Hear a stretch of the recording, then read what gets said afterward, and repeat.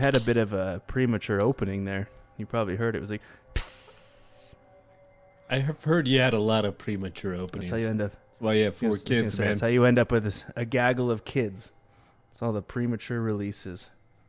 Welcome to the Abyss, everybody, for another weekend of spooky shit found online. Yeah, by your favorite dynamic duo, Britt and Cleet. Yeah. Tonight, we'll be drinking gecko fingers. You ever had the bad case of the gecko fingers? Not in a very long time. I'll say it, actually.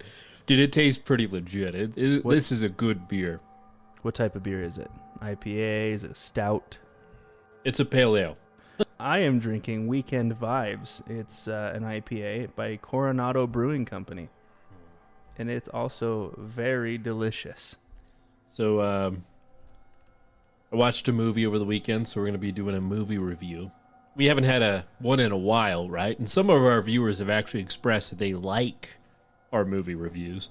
And so I actually watched A Late Night with the Devil last night. Oh, I really want to watch that one. Yeah, I saw a synopsis on it on YouTube, and I stopped. I'm like, oh shit, I might like this. And I went, and it was kind of hard to watch because you can't just like rent it at this point because it's fairly new. So right. I had to get a subscription to Shudder, which I'll cancel before I have to pay for it. But cheap ass. I gotta say, like, it's not the scariest movie, but it is interesting. I really enjoyed it. If I were to rate it, it's 4 out of 5.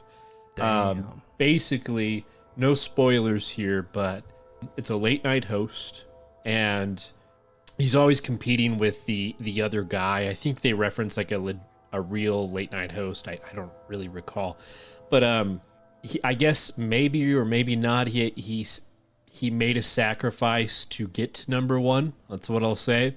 And there's ties to Bohemian Grove, which, a little pop culture reference for conspiracy theorists. And I really think the buildup was good. The character development was good, unlike Evil Dead. And the ending, I mean, it wasn't my favorite, but I actually liked it. Like, it was overall a pretty solid film.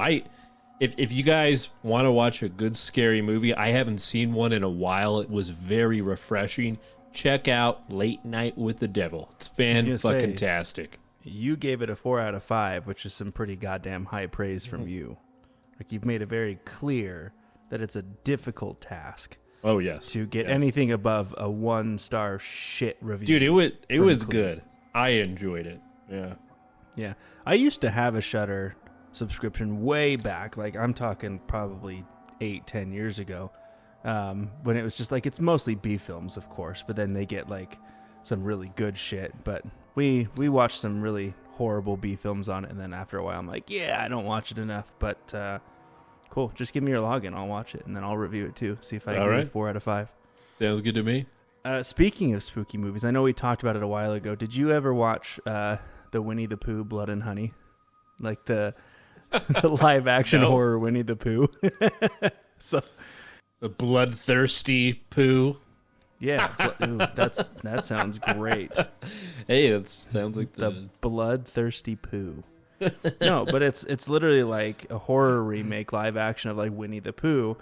Horrible reviews, terrible movie. I never watched it, but they made a second one, and after the second one, because apparently it did really good, they're doing what they're calling the Pooh-niverse, and they're doing a whole universe. The Pooh trifecta, huh? Reminds me of Dreamcatcher. The Stephen King book? You ever read the book, Dreamcatcher, the guy who dies on the toilet? Yeah, dude, that he doesn't just die. That's I remember, rough. I read it like 5 or 6 years ago. I don't recall exactly what happened. Did you watch the movie? No, I don't. I like the books. It's more. Okay. Yeah, the books are always better, of course, but the movies, the toilet scene is it's a hard one to watch, I'll tell you that. But anyway, the next one is like Bambi, I guess, and it I don't know. I'm gonna watch it just for the sheer ridiculousness of it. I'm probably not gonna give it anything more than a 1 or 2 star, but we'll see. All right. Okay. But I know everyone is eagerly awaiting the Clown Motel, and all I can tell you is we are very, very, very close. We couldn't do it as soon as we wanted to, just because of, like Cleet said last episode, we wanted the two highest rated, scariest rooms, which we did get, but to get them at the same time, we had to book it out quite a bit away. So it's coming soon.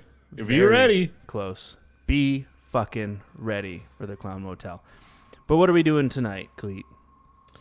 Yeah, this is going to be one of my favorites, but we're going to be reading from a thread called What is Your Favorite Creepy Campfire Story? And this one hits close to home for me because, I was in the Boy Scouts, and that's like a fairly national program, but like it just seems like every time people go camping, at least within my bias or my point of view, is telling scary stories from a fire. And like, man, I swear I heard the best scary stories when I was camping out in the woods, It's because you're in this vulnerable state. It's just pitch black. You've only got the light of the crackling campfire in front of you. I would say, like, it's nice to have a whiskey, but not as a kid, Not I was whiskey. I was in the Mormon Boy Scouts. I was going to say, especially the Boy Scouts. You're not packing whiskey with you. Good old whiskey and a cigarette to go with a Mormon campfire. It's nothing better. Amen. I'm excited for this thread, man. Campfire stories are awesome. Yeah. Well, without further ado, let's jump in and we're going to kick it off with a story from Soon to Be Stardust. And it starts with, gosh, let's see if I can recall it correctly. There was a body of a fairly large person once found in the woods. So high BMI, or what does that mean? I don't know. Just fairly large person. Or does it mean he was tall? Like, could have been a giant. Okay, fair enough. The Anunnakis, right? I think it's called. They were quickly killed, and there was nothing extremely off about the scene, except that he had half of his pointer, ring, and pinky finger all missing from his left hand. No one could find the missing fingers, and they never found any clues. A few weeks later, another body was found, another man who was a bit smaller than the previous guy. Same situation, quickly killed, and 3 fingers missing, all from the left hand. Still no clues. A few more weeks went by, and this time it was a woman who was found. Smaller than the second guy found, same fingers missing from the same hand. This went on for a while, with the victims getting smaller and smaller, until it was kids' bodies being found. Ugh. When you kill kids, when you kill anybody, it's bad, but when you start, kids, nope. There's a special circle in hell for you. One teenager's body, though, only had the ring finger and pinky finger removed. The police found a fingerprint at the crime scene, and they found it matched the prints from a theft record from the previous victim. The guy telling the story then told the kids that the killer was searching to replace his fingers, and so far he had yet to see if the fingers of children their age would fit. He then took off his glove, showing he had a scarred pointer finger and was missing half his ring and pinky finger, and then lunged at the kids while screaming. He later told the kids he lost the 2 in a work accident, and doctors were able to save his very mangled pointer finger. He told this story every year at camp. I bet if I were to die in that scenario, I'd be missing my middle finger. No, I think that's all that would be left, was your middle finger. Both middle fingers is all that was left of Cleet. They removed every finger of Cleet's except for the middle fingers. He died aggressively. Yeah. He had veins still bulging from his forehead. He was very angry at whatever he was flipping off. He was flipping out. All right, this one is from Ricky Rack ICU. I worked as a camp counselor for a few summers and had a great signature ghost story. I like that. I don't really remember too many of the details, but the gist was there was some ghost who would kill you unless you gave him 2 of your teeth and told him 2 names of people to kill. It's called the Tooth Fairy. Yeah, I guess, like a dark version of the Tooth Fairy. Give me your teeth. I want your tooth. It was a fine story, but the real kicker came at the end of the night when all of my baby teeth had been replaced with adult teeth. Wait, what? What the fuck? Did I read that? Came to the night when all my baby teeth had been... What? I don't know about that. But so, did he probably leave his baby teeth under the pillow and then instead of money, he had adult teeth? The old teeth switcheroo. Anyways, he says 2 of them never came in and were missing. For a few years, I had a retainer with 2 fake teeth to fill the gaps. I think he's just in a really confusing way, just saying that he lost all his teeth and his adult teeth came in all but 2. Yeah, I do. I agree with that. Anyway, so he says, before sending the kids off to bed, I would pop the retainer out in secret and give them a big old toothy smile. Like it's not even a scary story. He just had bad genetics. Yeah, right? Scared to the absolute bejesus. Wait, yes, they say the That's word the best bejesus word. out of the little buggers every time. So he'd pop out his retainer, he'd be missing teeth, and he'd be chasing little kids, scaring the shit out of them. Way to capitalize on a genetic defect. I'm gonna get your whole family. God damn. I'm gonna lock them in the basement. Be nice and warm and friendly. I'm gonna own that experience. I'm All gonna right, go set ahead. expectations. All right. Ew, what are you guys saying? There was a Brit who was driving through Ireland as the weather got progressively worse, and day soon turned to night. He suddenly realized that he was on the wrong road, but there was nowhere to turn around, so he pressed on, barely able to see the road through the rain. Without warning, his car just died. No battery, no engine. He assumed that water must have shorted something, and he'd be best to start walking. He was soaking wet in 100 yards, but he continued to walk. An hour later, he heard a noise behind him and turned to see a car coming very slowly up the road behind him, its lights very dim. As it reaches him, he reaches out through the torrential rain and opens the back door and jumps in. Shocked, he is the only person in the car. There's no one driving and no other passengers. He freezes with fear as the car slowly continues up the road through the pouring rain. Before long, a village comes into view, and the car creeps silently and slowly into the village. The Brit spies a pub, so he jumps out and runs inside, not looking back. Just a regular Brit thing to do. He's like, oh, fuck, it's a pub. Maybe my mates are there. I'll get a pint. You guys would not expect the Uber I just took. A self-driving car. He was quite the wanker.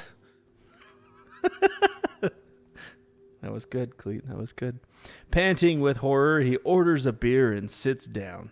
A minute later, 2 soaking wet Irishmen come into the pub. The taller one points at the Brit and says, "That's him, Paddy. That's the bastard I saw jump out of the car we were pushing." That one was kind of dumb.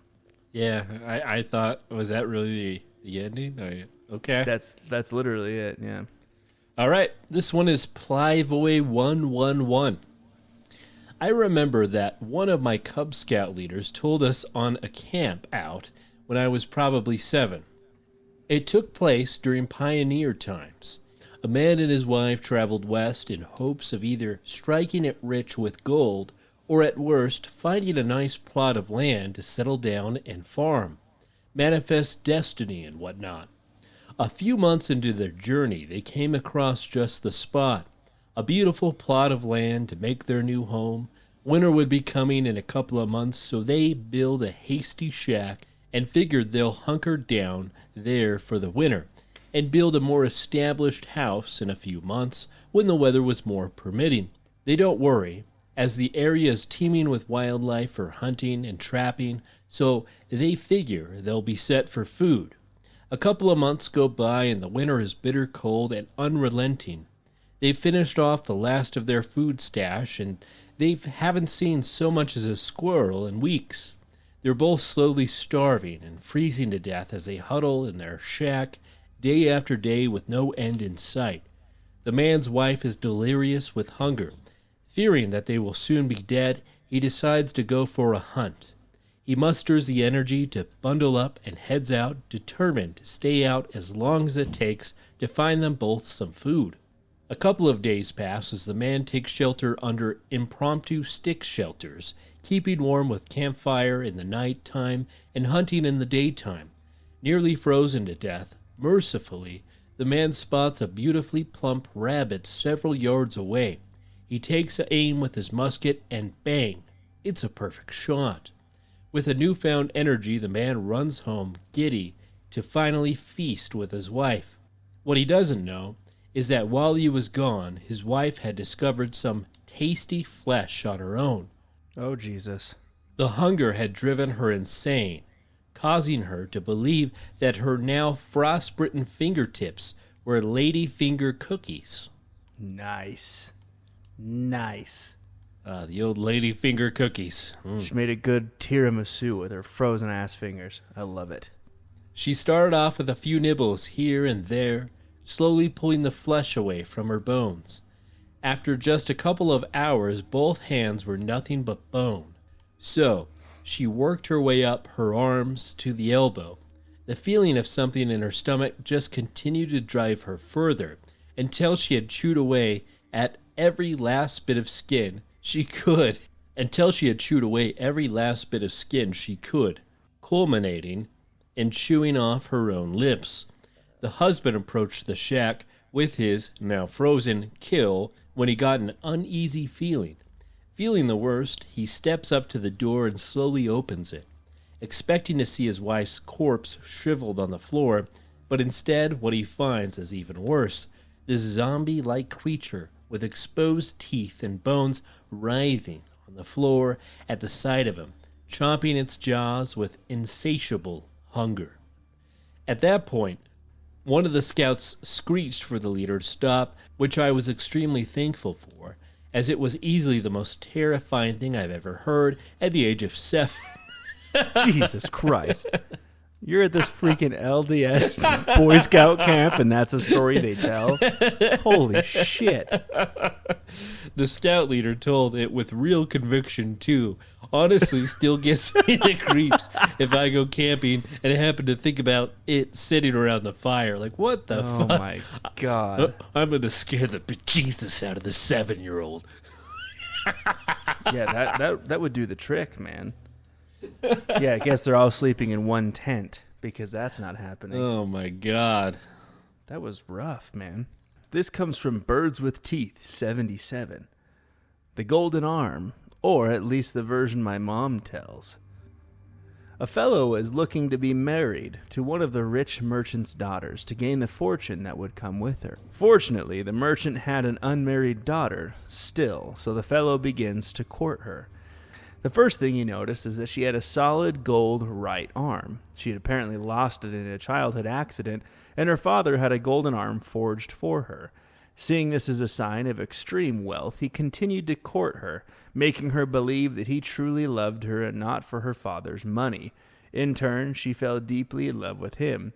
He's like, oh, I didn't even notice that you had a golden arm. I just thought that was normal. I don't care if you're rich. I love you. I love you so much. Not because of that money. They get married, and the fellow is given his riches along with part of the merchant business his now father-in-law owned, thus giving him more money.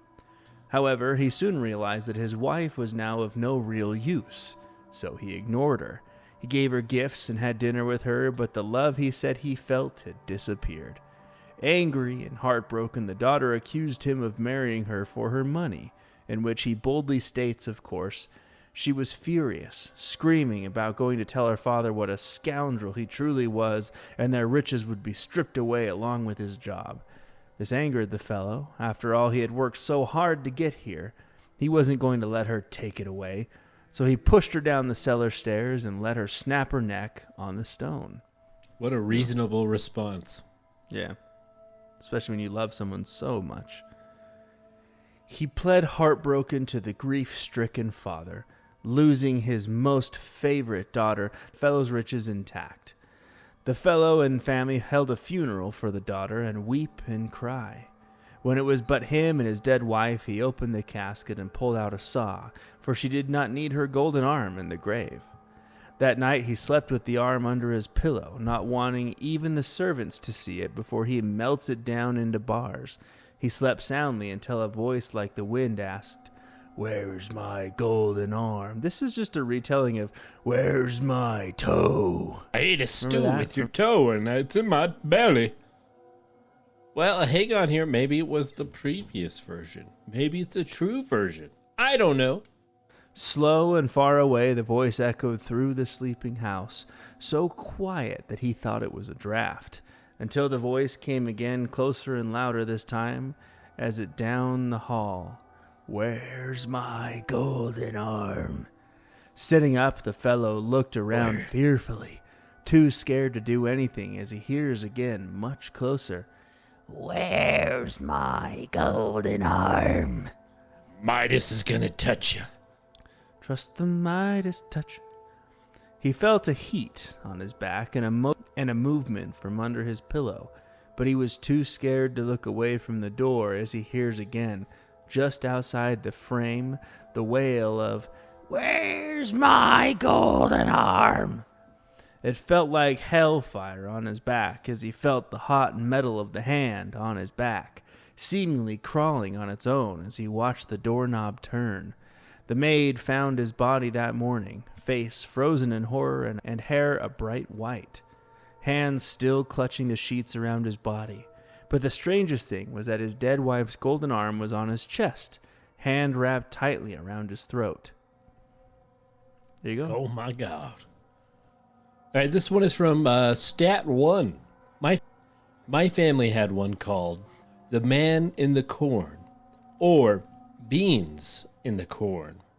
There was once a hobo who was stealing ears of corn from a local man's garden. Now, food was hard to come by, and someone stealing that which you are growing was especially frustrating. The man saw the hobo in the garden and fired a shotgun shot over the hobo's head. The next day, the hobo was back there again, stealing ears of corn. The man decided he would teach the hobo a lesson, so he poured all the lead shot out of his shotgun shells and filled them with small dry beans. The very next day, the hobo was back in the cornfield again, and the man fired twice on the hobo, and the hobo screamed and ran down the corn rows fast, pleading the whole way. The man watched for days, but the hobo was never seen again. Some days later, the man still had bean shells in his shotgun, so he aimed at a plank of wood standing over his well. The plank ripped to pieces. When the next planting season came, the farmer walked his cornfield to its far corners to cut corn husks and prepare to plow. Along the way, he found tiny bean plants coming up through the soil, one here, another there, all lining up to lead him to a big bunch of beans coming up along the edge of the field. When he went to examine the bunch of beans, he first saw shoes, soles, turned to one side, and then the outline of a body sank in the mud and soil. He realized he had killed the hobo, and the random beans that had fallen out of his body had sprouted along the way. My father had bought the particular farm during the war years, and he said for 20 years, random bean plants would show up in the field.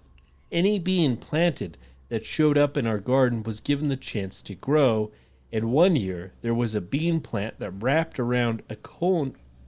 Jeez, a colon? A colon. And one year there was a bean plant that wrapped around a corn stalk. My father did not harvest the corn ears on the plant. Did that scare you? That was so scary. I would have shit my pants if I heard that around a campfire. I would have spilled my beans. I'm so scared. Oh my God. So this comes from Forklift Driver 86. One year, a group of us went camping in Kearney, Ontario, where we always go camping. Whenever we go, we always form our tents in a big circle with the fire pit right in the middle of us. We've been drinking, smoking a few joints, and a few of us were tripping balls on shrooms. Sounds like a hell of a camping trip. You know, it's not camping unless you're tripping a few balls. Is that what you do, man? You do drugs? The first night we were... No, I don't do drugs. I attended the DARE program, and I always say no. I dare to say no. Yeah, exactly. Remember the big tiger with the DARE shirt? Yep. He made a lasting impact on me, Cleet. The first night we were there, this guy randomly walks into our circle, introduces himself, but I can't remember the name that he gave. That he was in the military and decided to take some vacation to camp out a bit. He asked if he could join our fire, as it was getting late and he didn't buy any firewood. Being the friendly, stoned people that we were, we let him join our fire. He even pitched in some money for the firewood. That night went on and we were all having a good time. One by one, our group started heading off to bed, me being either the second or the third. I remember waking up to the sound of someone talking and the fire being started. It was 4 a.m. I peeped out of my tent and saw the random just sitting on a log by the fire, talking to himself. The old peephole. Yep. Still tripping on shrooms, I thought to myself that I'm in no condition to deal with this and chalked it up to me just tripping out.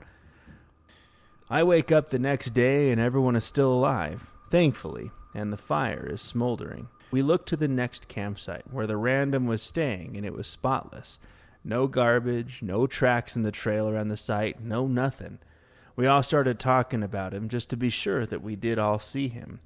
Through talking, we managed to figure out that he must not have slept at all. The last 2 of our group passed out just after 3:30 a.m. The first person got up just after 6 and noticed that he was gone. The rest of the camping trip went well, and we all went home. Fast forward maybe 4 or 5 years, I flip on the news, and there's a picture of someone I could swear that I recognize. He was arrested for a bunch of crimes, including rape and murder. Guess who it was? It was the random guy who joined our fire. I don't know why I remembered his face, but I guess it was just a weird situation where my brain clicked and saved as a JPEG in my brain. That's a weird description. Now, I have no way of proving it was the same guy. We didn't take any pictures of the random, but the picture jump started my memory and made me instantly remember the weird random fire joiner. Either that, or they looked identical to the same person. That sounds pretty spooky there, Britton. Pretty good story you had there. Thanks, Cleet. All right, great commentary. Fucking A, Cleet. This one is so from... good.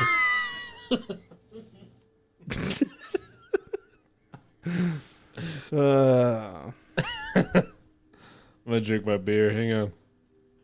This one is from Deleted. I lived in this house as a child that was rumored to have a family murdered there. I was around 10 at the time. We used to see stuff here and there, someone running past our peripheral, etc. I even thought I saw a little girl at the end of the hallway once, but did a double take and she was gone. Well, one week, I kept having those falling dreams where you'd wake up right before you'd hit the ground, always waking up in a cold sweat. The last night this happened, I didn't immediately open my eyes, but instead heard a high-pitched cackle like a witch. When I finally came to, my blanket was hovering slightly above me, and in the corner of my closet is the little girl smiling at me. I pulled the covers over my head and eventually cried myself back to sleep. The best part of this is we tried to tell my dad numerous times what we all witnessed in the house, but he had never bought it.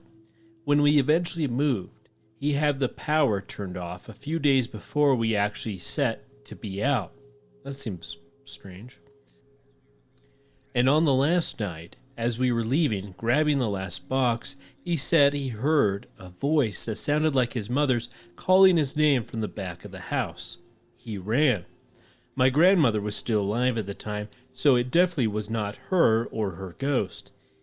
He told me this years later and said at first he thought he was hearing one of our dogs before realizing they were all gone. Pretty fucking spooky. Okay. All right, this comes from Blacksick. It's pretty simple, and I won't drag it out. So, here it goes. One day, my neighbor walked over into my backyard while I was in my garden. He looked disheveled, and he was wearing pajamas. When I stood up, I noticed that his eyes were sunken, and it looked as if he lost a lot of weight. I tried to crack a joke about how this would be a great day to go down to the beach if it were not for the weather being so cold, but the joke fell flat. A week later, I bumped into his wife at the post office. She was in line in front of me, mailing about a dozen packages. I asked if her husband was feeling better because he looked a bit under the weather last week when he was in my backyard. She tells me that I must have been mistaken. He passed away over a month ago from cancer. The packages she was mailing were his action figure toy collection that she sold online. Damn. I was speechless. Was I crazy? Maybe I did misjudge the weekend I thought I saw him. Then I really thought hard. I don't remember him saying anything to me. I did remember telling him the joke and it falling flat. I assumed that I wasn't funny and that's why he didn't laugh. Or maybe he couldn't because it may have just been his spirit. When I returned home from the post office, I immediately start telling my wife about our neighbor. Before I could get out, he had passed away from cancer. She says, "Oh yeah, I saw you guys talking last weekend." And then I tell her about seeing his wife at the post office and being told about his passing. So we go to our security camera, play back the video from the week before.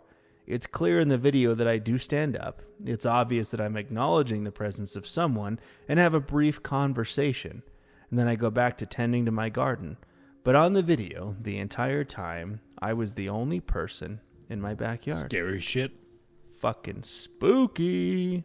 That would play with you so hard. Like, you'd be like, I might be going crazy. What the fuck did I see? Like, I'm losing my shit. He's like, "Yo, did you steal all my action figures?" You stole my action figures? What the fuck, man? How dare you? All right, this one is from Hand Eating Cat. Writing this out simply for the sake of having it written, because I cannot find a single reference to it anywhere online, and it scared the absolute shit out of me when I was a 12-year-old Boy Scout, as told by a counselor. When my uncle attended university in the early 80s, he was among a group of fraternity brothers responsible for recruiting freshmen who went through a particular kind of hazing involved a supposed haunted house a few miles from campus, an old 3-story Victorian-style mansion left abandoned and withering away to the elements after, rumor has it, the father of the family that resided within had one day gone mad and murdered his wife and 3 children with a hatchet and then hung himself from the 2nd-story stairwell. The hazing involved sending 3 freshmen, potentially fraternity recruits, to said house at 3 a.m., 2 equipped with a unique item relating to the murders, and all 3 with a candle and a match. The freshmen would be seen at one time to the house, observed from afar, but just the frat boys. They were instructed to enter the house, light their candle, and ascend each floor until they got to the attic. They were told to stop at each main picture window of each floor and let their candle show in the window to prove they were actually there and completing the challenge. My uncle was a senior member of the fraternity, and he ended up having a worse outcome than anyone else involved. So the night comes, the fated night, that changed multiple people's lives irreversibly forever. My uncle, 4 of his frat brothers, and 3 freshmen, potential frat brothers, arrive at a small bridge on the outskirts of the house around 2:30 a.m. The house is cold and still. Clouds ride across an almost full moon, illuminating the house and casting eerie shadows. The 3 freshmen are given separate items alongside their candles and matches. The first gets a hatchet, representing the murder weapon. The second is given a rope, representing the suicide method. The third is given a second match because he's told it's almost certain his candle will not burn true after the first 2 ascend the stairs and disturb the spirits. So, my uncle, the frat brothers, and the other 2 freshmen watch as the first recruit approaches the old house with a hatchet, a candle, and a match in hand. Nervously, he enters, and in the dark night, the rest can plainly see the match strike, light, and ignite the candle. The house had many large picture windows, and the whole group watches as a glow illuminates the first floor windows, passing one by one, until the stairs, When it begins to rise, first floor, second floor, and then the candle goes out. They speculate for a minute, most likely a draft or moving too fast from panic, so they send the second freshman recruit, equipped with a rope, candle, and match, and eerily enough, the same events unfold. First floor, second floor, and the candle goes out. The third and last recruit is obviously shaken, but the frat brothers try to rationalize the situation by explaining that the other two recruits are probably just messing with them. Hold up and the second floor, laughing in the dark and sipping on a hip flask. My uncle says he didn't believe this, but he just laughed and agreed to ease the tension. So they send a third freshman to investigate. Gives his buddies a kick in the ass and remind them that they can't join the frat unless they make it to the attic and prove it with a candle glowing in the window. With nothing but a candle and 2 matches, the third visibly trembling freshman approaches the house, gives an apprehensive look back to the group, then enters. Again, it happens. The same thing. First floor, second floor, and the candle goes out. It doesn't relight despite the second match. My uncle and his buddies are perplexed. Do these guys just not want to join the frat? Or are they just screwing with them to be cocky or prove something? It's got to be a freezing, dark, and miserable in that old house. What do they have to gain? So they wait and wait and wait. 2 hours have passed. The beer has all been drunk, and my uncle and his frat buddies are just annoyed at this point. So they say, fuck it, leave them. Let the freshmen enjoy their little prank and sit in the cold and dark, not going to give them the satisfaction. So they go back to the dorm and sleep it off, eager to see the freshman recruits the next day and inform them that they have failed the test and hope it was worth it. But the freshmen never show up. In fact, they still haven't showed up the next day either. Nervous, my uncles and his buddies decide to investigate the old house before getting police involved and potentially a massive scandal. Well, what they found, my uncle never forgot or forgave himself. At the top of the second floor stairway, they found the first freshman face down in a pool of blood with the hatchet buried in his head. Hanging by the rope he brought was the second freshman, dangling from the second floor railing. Panicked and horrified, they called the police. The third freshman was never found, but there were footprints in the dust leading up the stairs and out an open window. The police never found him, and he is believed to be the top suspect. Why would he kill his friends? No known motive, but he is the only suspect and is still missing to this day. After an extensive investigation, no charges are filed on the frat or my uncle due a lack of evidence. My uncle's fraternity completely disbanded after the incident. Hazing gone wrong ends in 2 grisly deaths, the paper said. Big mess swept under the rug. But then the incident started happening. Now here's the even more peculiar part of the whole mess.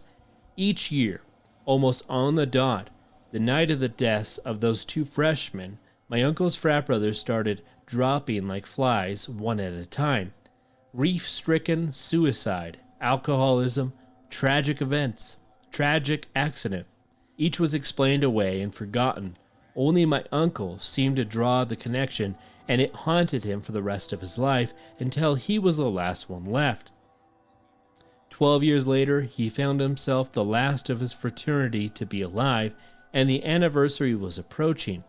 Terrified, he panicked, sold all his worldly possessions, and decided to live the vagrant rail-riding hobo lifestyle. Who knows why? I'm not going to be a hobo, fuck it. The rail-riding hobo life is my life. We certainly don't. All we know is how he was found, 2 days after the anniversary. He was found at a railway station by a worker unloading boxcars. He was found alone, dead and cold. A horrible, shocked look frozen on his face. Beside him was a candle and 2 burnt-out matches, and scratched in the door of the boxcar was, "Ah!" That was it?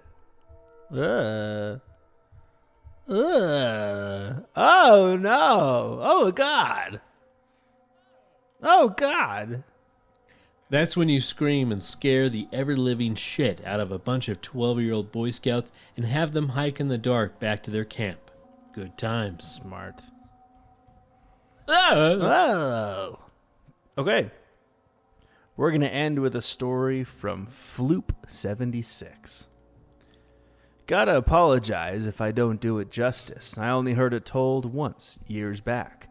We were on a scout trip in northern Utah. Hey, look at that. Utah peeps. Yeah. It was a short trip with some light hiking, fishing, merit badge work, etc.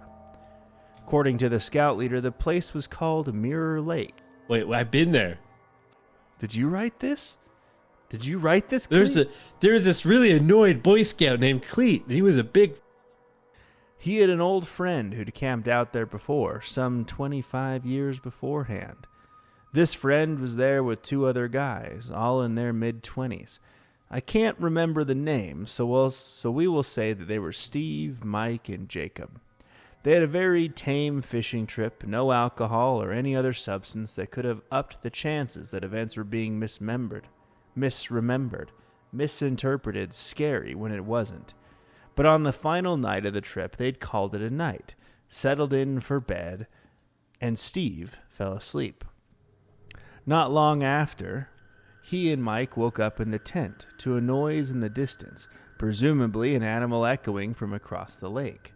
As they came to, they noticed that Jacob was missing. At first, they didn't assume anything was wrong. He was probably just going to the bathroom and would be back any minute. But as they waited, they gradually got more uneasy and worried. Eventually, they decided to go find him. As they were just beginning their search of the nearby area, but before they started calling his name out as loud as they could, they heard an ear-splitting, inhuman screech, followed by Jacob's blood-curdling scream. Scared out of their wits, they rushed back to their tent. With hushed voices and tears in their eyes, survival became the primary concern.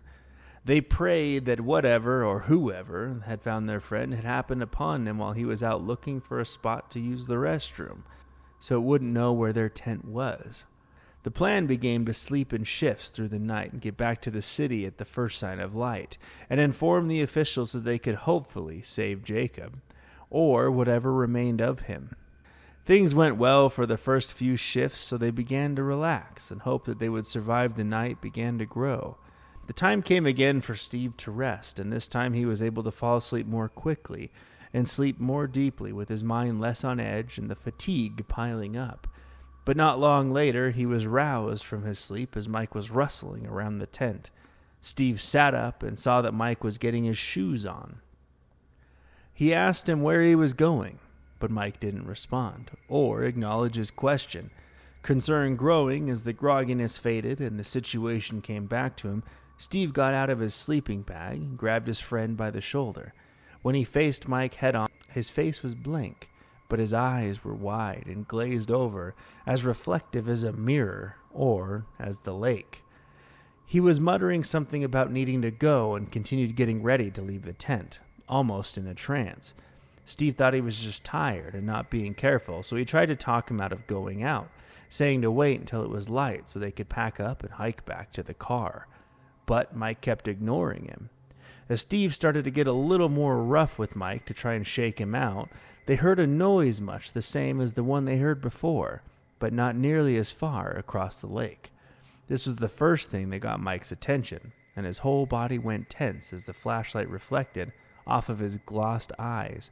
He began to rush, seeming to be in a hurry to get out of the tent and join whatever was out there. Steve went into a full panic mode, unsure of what to do, but he was resolved to not let Mike go out there and be taken or killed as Jacob had. He was trying to hold Mike back, but Mike struggled against him, unshakable in his trance. Mike broke free and began to unzip the main entrance when Steve tackled him away, pinning him down and his body weight and clamping a hand over Mike's mouth in case he tried to call the thing over.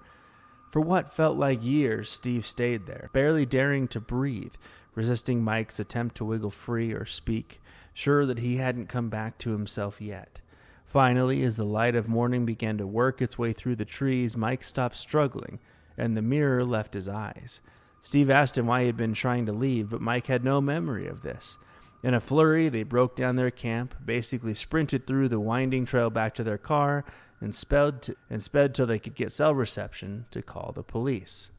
I never asked my scout leader after the trip if he really knew a guy that claimed the stuff had really happened, or if he'd just made it up or come across a story from someone else telling it.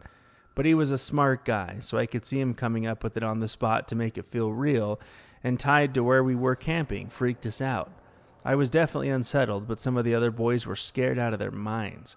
Later that night, we were settling in to go to bed when we realized that one boy had fallen asleep in the tent while we'd all been chatting. So we were cruel enough to all leave the tent and then try to wake him up and make him think that we'd all been taken under the mirror's trance. He's pretty scared for about 2 minutes before someone gave it up and went and told him.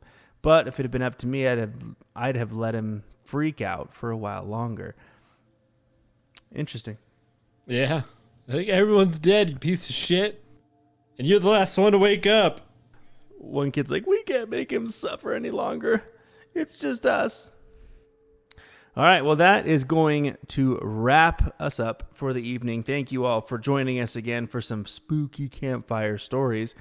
Huge shout out to our paid supporters of the show, Modelo Time, Cleat Meat, Curtis and Laura, Mothman, Devin, Laura, Conklin family, and Lou. Your continued support of the show is definitely helping out, so thank you very much. And if you want to support the show, click the link below, and you can support any way that you'd like. Every dollar is put to very good use. And we also have a one-time link if you want to donate to the show to help buy beer, much like buy us a coffee, so we'll put that in there as well if you want to contribute to the beer fund, and we'll give you a shout-out for that as well. But again, thank you for all the support. As we said, we're getting very, very close to actually going to the Clown Motel, so look for the video very soon. Yep. If you're listening to us on YouTube, please like, share, and subscribe, as it really helps us get us out there. As always, thank you for entering the abyss. Until next time.